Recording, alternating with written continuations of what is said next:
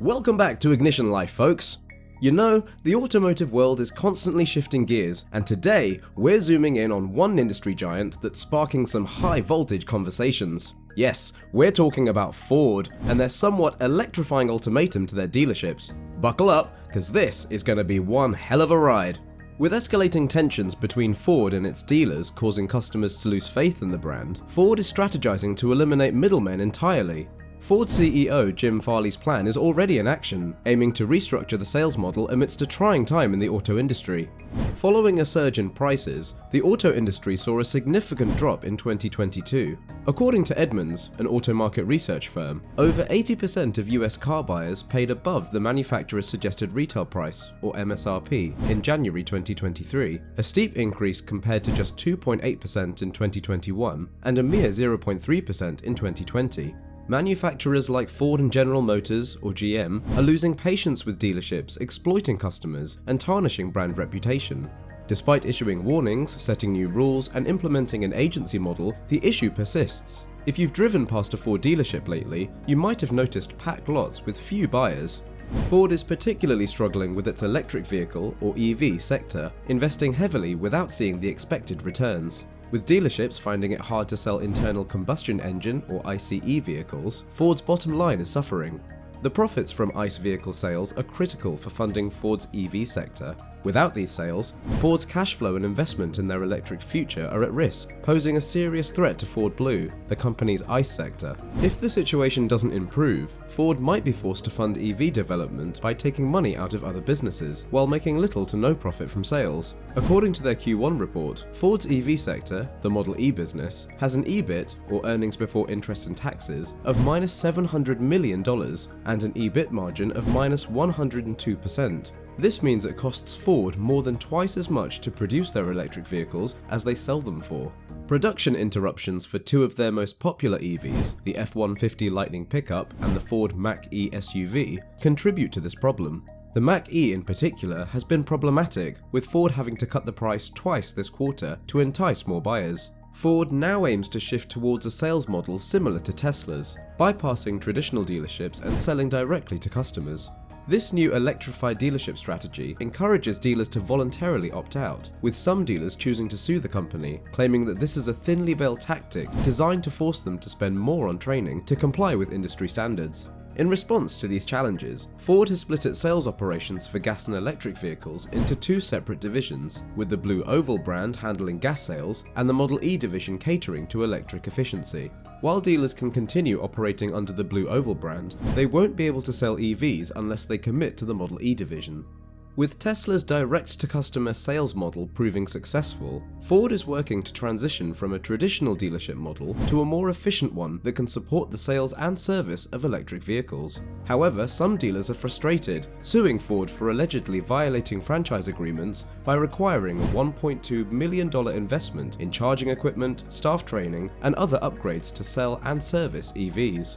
Despite these challenges, Ford's shift towards EVs isn't unreasonable. The $1.2 million investment is comparable to Tesla's $1 million per supercharger station and Volkswagen's $2 billion pledge on charging infrastructure in the US. Ford's non-negotiable price for its EVs, remote pickup and delivery options, and limited allocations of EVs are all strategies designed to prioritize dealers willing and able to sell and service EVs.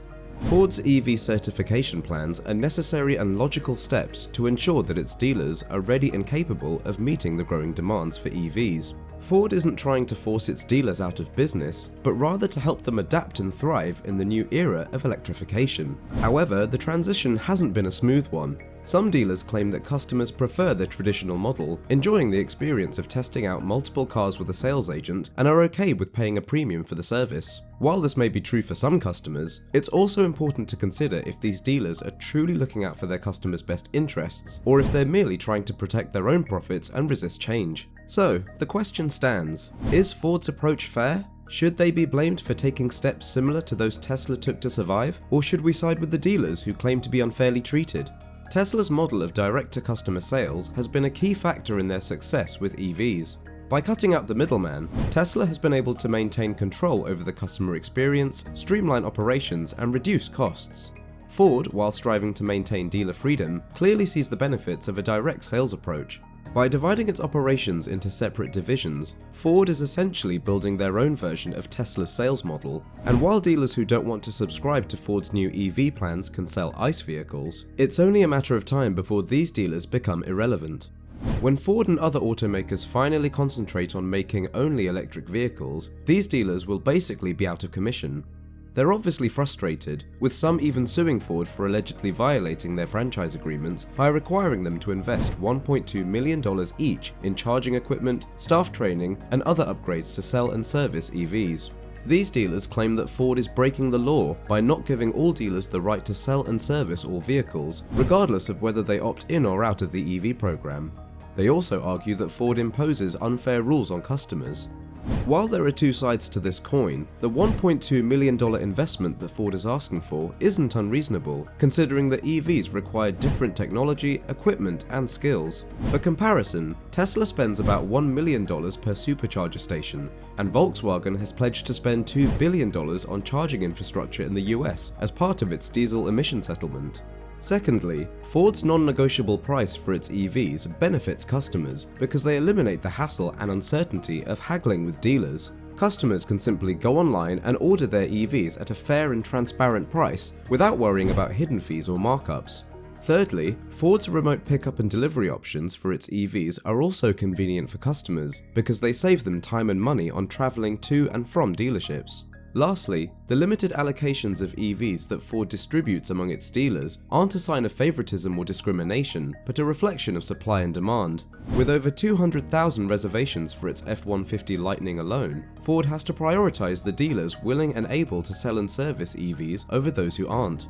As we can see, Ford's EV certification plans aren't unfair or unlawful, but rather a necessary and logical step to ensure that its dealers are ready and capable of meeting the growing demands for EVs.